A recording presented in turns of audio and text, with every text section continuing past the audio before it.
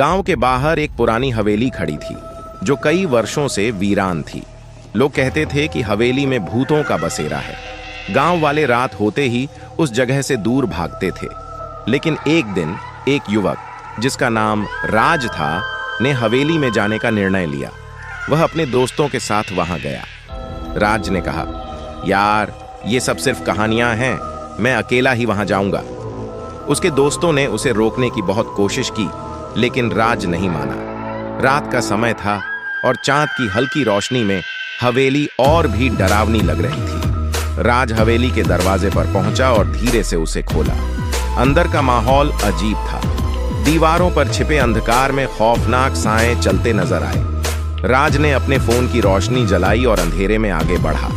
हवेली के अंदर का दृश्य और भी भयावह था। दरवाजे की खिड़कियां टूटी हुई थीं और हर कोने में धूल का एक बड़ा गुब्बार था।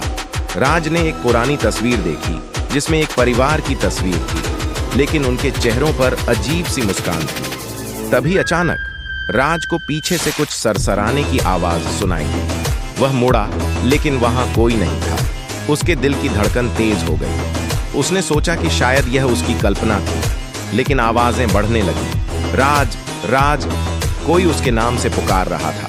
वह डर के मारे चिल्लाया, कौन है? लेकिन कोई जवाब नहीं मिला। राज ने आगे बढ़ने का फैसला किया। वह एक बड़े कमरे में पहुंचा जहां एक पुराना पलंग रखा था। पलंग के पास एक पुरानी किताब पड़ी थी। उसने किताब उठाई और उसमें लिखा था, जो यहां आएगा वह कभी नहीं लौटेगा। राज ने सोचा, यह सब बकवास है, लेकिन अचानक उसके चारों ओर अंधेरा छाने लगा। दीवारों पर अजीब आकृतियां बनने लगीं और हवेली की दीवारें खून से लाल होने लगीं। राज ने तुरंत भागने की कोशिश की, लेकिन दरवाजा अब बंद हो चुका था। उसने दरवाजा पीटने की कोशिश की, लेकिन कोई सुनने वाला नहीं था। तभी एक महिला की चीख सुनाई दी, मुझे बचाओ। राज समझ गया कि वह अकेला नहीं है। वह फिर से कमरे में भागा और एक खिड़की के पास पहुंचा। बाहर देखने पर उसे गांव वाले इकट्ठा होते दिखे, लेकिन वे मदद के लिए नहीं आए। उन्होंने बस हवेली की तरफ देखा और फिर भाग गए। राज ने अपनी जिंदगी की आखिरी कोशिश की और कमरे के एक कोने में छिप गया। तभी एक अंधेरे साए ने उसे घेर लिया। वह साया धीरे धीरे उसकी ओर बढ़ा और राज के सामने आकर बोला, तूने यहां आकर बहुत बड़ी गलती की है। अब तुझे यहीं रहना होगा। राज की आंखों में डर था। मुझे जाने दो, वह चिल्लाया, लेकिन साया मुस्कुराते हुए बोला, यहां से कोई नहीं जाता। अचानक हवेली में एक तेज गरज सुनाई दी और सब कुछ अंधेरे में डूब गया।